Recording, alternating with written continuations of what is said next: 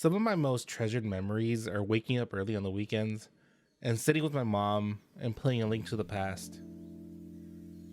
It was nice that she took interest in something that I enjoyed, and ultimately she ended up really enjoying the game too. I didn't play the original release of Link's Awakening, but playing now on the Switch, I was sort of transported back to those times. Being a kid and playing as Link and having adventures, meeting interesting characters.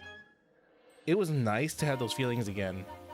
And I wanted to say that if you have someone to share those moments with, to bond over a game with silly characters, this is a really good game to do it with.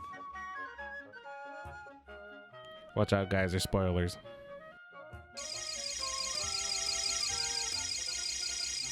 Hey, listen!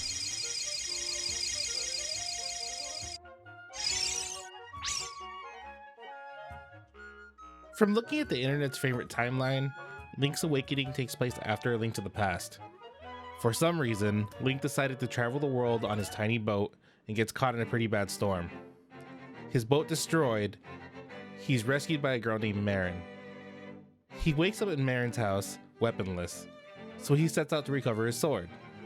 While picking up his trusty silver slasher, a strange owl appears and informs him that if he wants to get off this weird island, he needs to wake up the windfish that is sleeping in an egg at the top of a mountain. But the windfish is a pretty sound sleeper, so Link needs to collect 8 instruments to play a song to the fish. Those instruments happen to be in dungeons across the island. Luckily, Link loves a good dungeon. So with his sword in hand, he sets out to wake up the fish in the egg. Yeah, it's weird, but it's the kind of weird that Nintendo pulls off really well.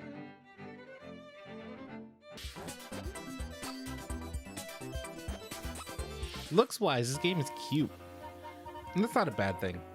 From what I've seen, it looks like it takes the inspiration from the photos that you can take in the camera shop in the DX version of the game. There's this tilt shift diorama effect that happens in the overworld that when you stand still it looks great, but I felt myself noticing the blur around the edges when I was moving around, and it was really distracting. Dungeons don't include the edge blur, which is really nice. It would have been cool to turn that effect off, and it would have been really neat to have an option to play with sprite graphics. That's not to say that the new graphics have no merit. They do a much better job of showing elevation than the classic 2D sprites, but more options is always good.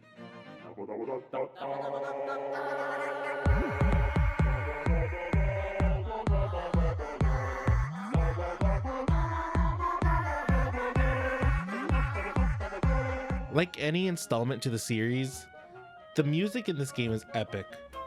The soundtrack is playful and uses a variety of instrument voices to give us one of the brightest versions of the Zelda theme that perfectly fits with the look of this game. Almost every area of the game has its own music, every dungeon a different score. Link and Marin's song is nothing short of beautiful.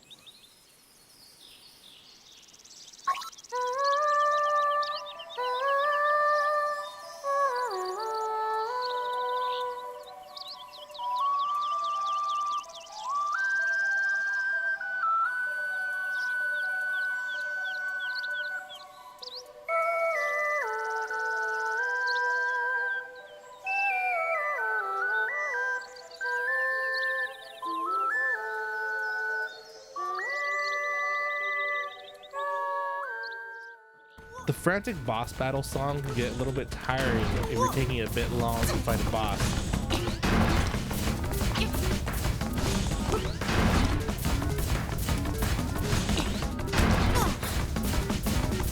But it's really easy to get past when the rest of the music is so great.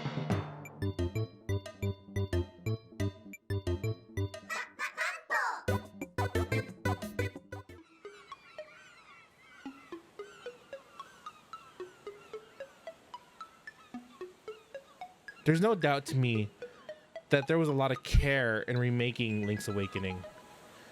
The attention to detail is astounding for a remake, and I hope Nintendo keeps up this level of quality for any future remakes.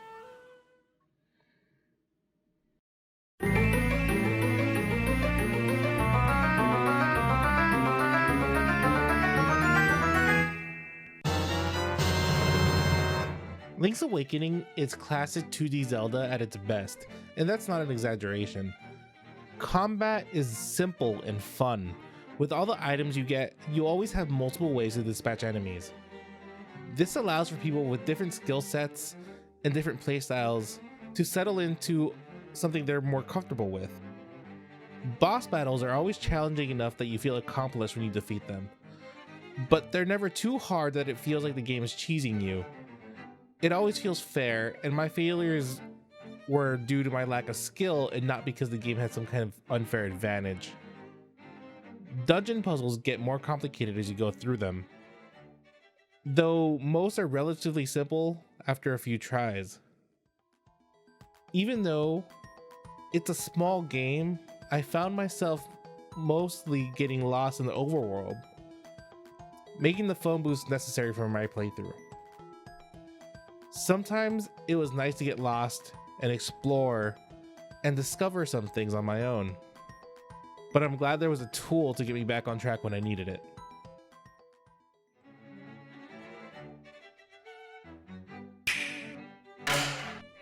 I'm gonna be honest, I'm not a fan of controls on the Switch. Joy-Con leave a lot to be desired. I would kill for a pair of Joy-Con Pro. Full-size thumbsticks, angled button layout, and a real D-pad. But that has less to do with the controls of this game and more to do with the Switch itself. In Link's Awakening, I found myself trying to use the directional buttons to move around, or when using that floor tile layer block.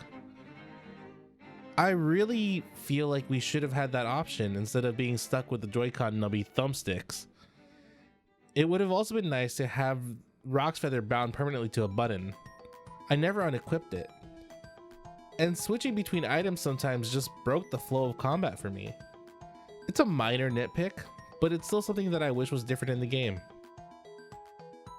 Overall, this remake of Link's Awakening is a solid entry to anyone's Switch library, with a caveat.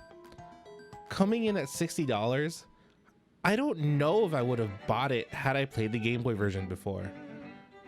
I'm glad I didn't, and I got to enjoy this version of the game, with updated visuals and an epic soundtrack. If you're someone like me and you've never played the Game Boy version before, I'd say this is a great value. But if you've been to Cooldead Island and you've awoken the Windfish, you might want to wait for a sale.